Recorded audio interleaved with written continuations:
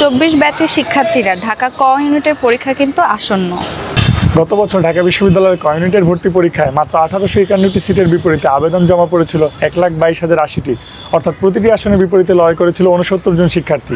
গত বছর 1,22,080 জন শিক্ষার্থীর মধ্যে মাত্র পাশ করেছিল 8,890 জন শিক্ষার্থী। তীব্র প্রতিযোগিতাপূর্ণ এই লড়াইয়ে ঢাবির ক ইউনিটে একটি আসন নিশ্চিত করার জন্য তোমার এমসিকিউ এর পাশাপাশি রিটেনেও ফোকাস বাড়াতে হবে। 40 মিনিটের এই পরীক্ষায় 40 নম্বরের সঠিক উত্তর দেওয়ার জন্য তোমাদের প্রয়োজন একটি পূর্ণাঙ্গ সহায়িকা বই।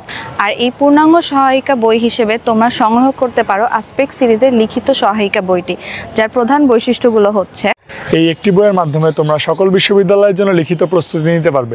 এছাড়াও এই বইটিতে রয়েছে অধ্যায়ভিত্তিক কনসেপ্ট এবং তার সাথে রয়েছে জীববিজ্ঞান, পদার্থবিজ্ঞান, গণিত ও রসায়নের জন্য 20,000+ প্রশ্নের সমাধান, এবং এই বইটির শেষে রয়েছে সেলফ টেস্ট ও মডেল টেস্ট।